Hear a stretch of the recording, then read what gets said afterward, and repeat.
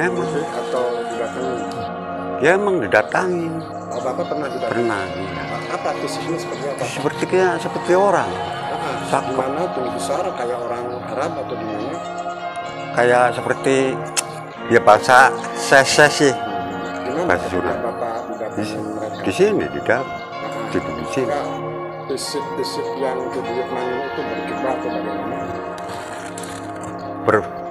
Enggak berjubah, tapi biasa saja. Pakaian itu yang, pakaian hitam seperti komboran koko tuh. Bangsi lah. Iya, bangsi, iya, seperti koko. Itu Berapa kali Bapak ditemui? cuma sekali. Ada pesan dari kebiasaan? Ada, ya seneng gitu. Ya kalau kamu ngurusin di sini, jangan macam-macam. Itu kopi aja sama keripik gedang.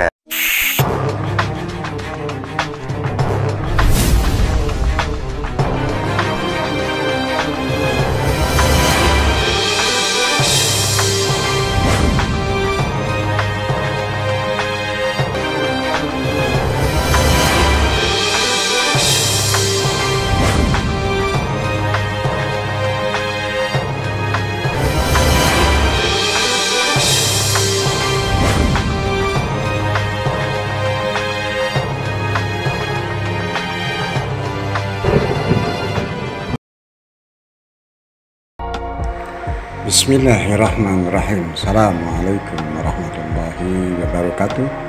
Selamat berjumpa lagi dengan Daswe channel yang menyuguhkan ragam cerita, ragam berita, dan ragam bicara. Saudaraku, sore ini saya berada di salah satu sarean atau salah satu tempat keramat, yaitu Pasarian Ki Buyut Manguntapa yang terletak di Desa Mangunjaya, Kecamatan Anjatan, Kabupaten Indramayu. Saudaraku, menarik saya untuk mengunjungi atau berziarah ke tempat ini karena tokoh Ki Buyut Manguntapa ini tidak bisa terlepas dari proses penyebaran agama Islam di wilayah Cirebon dan sekitarnya. Saudaraku, pada part pertama saya sudah sedikit mengulas tentang sepak terjang atau tentang kiprah Ki Buyut Manguntapa ini dalam konteks penyebaran agama Islam di wilayah Cirebon dan sekitarnya. Saudaraku, kalau kita mengunjungi atau berziarah ke tempat ini, kita tidak perlu khawatir karena memang tempat ini menyediakan lahan parkir yang begitu luas. Yang menarik lagi, saudaraku, di tempat ini ada 3 pohon yang sangat besar sekali, bisa saudaraku lihat. Ada 3 buah pohon yang dililit kain putih. Nah, saudaraku, dari wawancara saya dengan juru kunci Pasarian Ki Buyut Manguntapa, disebutkan kalau lilitan kain putih ini merupakan haul atau hajat dari para peziarah yang datang ke tempat ini. Wallahu a'lam bishawab. Ketika peziarah berhasil dengan maksudnya, maka mereka kemudian mendatangi tempat ini dan melakukan proses ritual melilitkan kain putih di salah satu pohon dari 3 pohon yang ada. Maka tidak heran, saudaraku, 3 pohon ini pohon yang sangat besar sekali. Itu semua dililit kain putih yang cukup tebal. Artinya boleh jadi kemudian banyak peziarah yang melakukan proses ritual tersebut. Nah, ini saudaraku, ini merupakan lokasi di mana disediakan untuk para peziarah yang menziarahi tempat ini.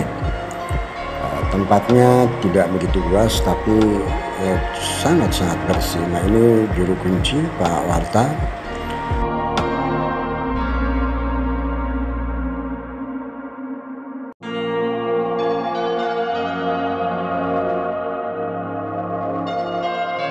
Nah, ini saudaraku, ini ruang-ruang yang sebelumnya terkunci, lalu kemudian saya minta ke juru kunci untuk dibuka dan ternyata kemudian memang dibuka. Ini merupakan ruang-ruang utama di mana di sini tersimpan benda yang dipercaya merupakan benda peninggalan Ki Buyut Manguntapa.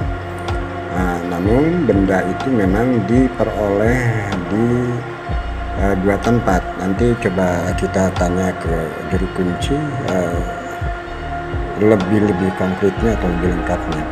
Nah, saudaraku, tadi saya katakan bahwa saya akan sedikit mengulas tentang siapa sih sebetulnya Ki Buyut Manguntapa.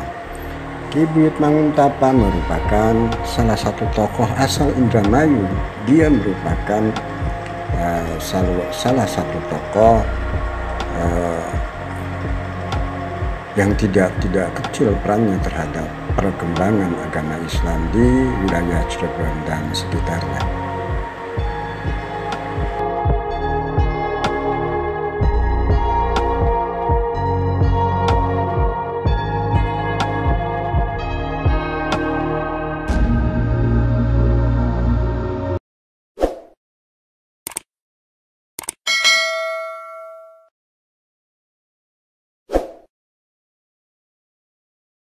Enggak. Nggak bisa diceritakan tentang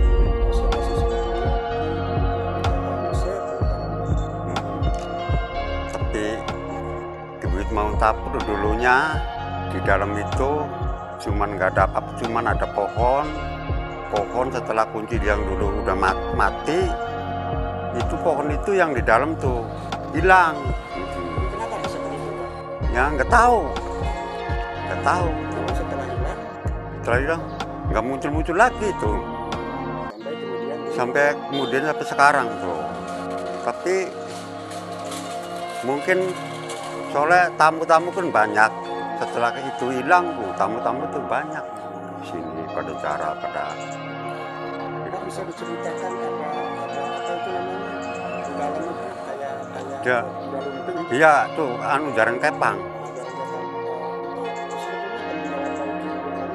Kata dulunya, kata yang kunci yang sekarang tuh, kunci yang dulu yang udah mati lagi tuh, kata dapat dari ini terus mie 1 di ini Telaga Remis 2 tuh, telaga disimpan di sini. Sebetulnya buat apa, Kak? Ya namanya kuda kepang kan dulu kan dipajang makani beling, paku apa tuh ya.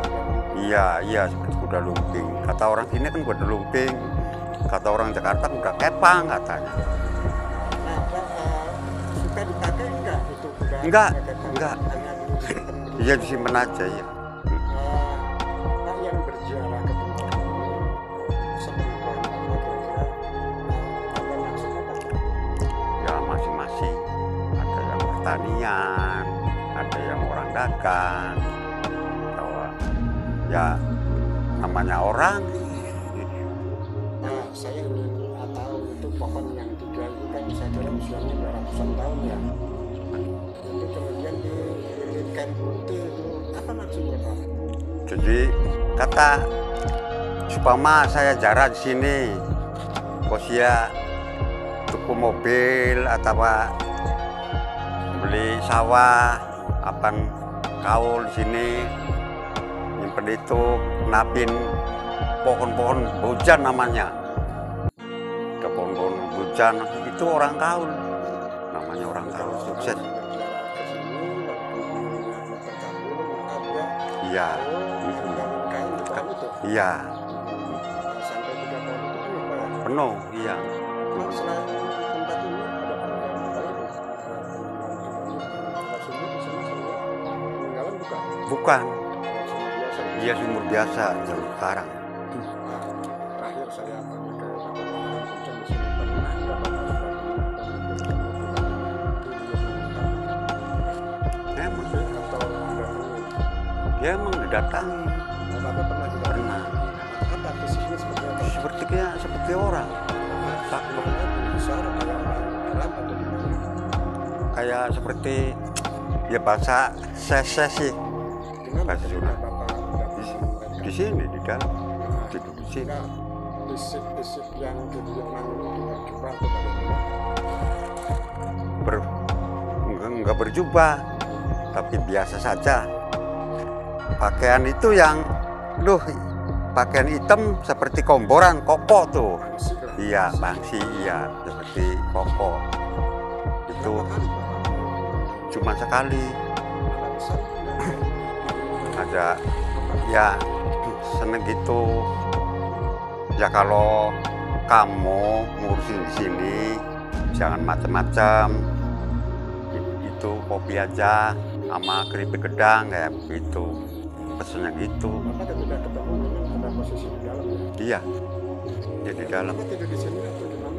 Tidur di sini dulunya. Iya, dia enggak di rumah.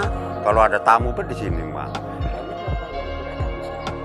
Ya banyak itu orang tawasulan doang yang tirakat mah jarang. Kebanyakan Orang Papua, orang Kalimantan, orang Palembang, orang Bandung, lagi Jakarta mah dia deket. Palembang. Ini cuma 5. Terima kasih Pak.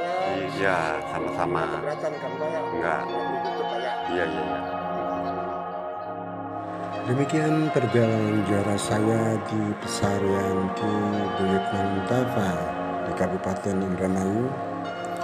Tak lupa saya doakan saudara-saudaraku semua dimanapun berada diberi kesehatan jasmani maupun rohani, dibukakan pintu rezeki seluas-luasnya, dikabulkan hajat-hajatnya.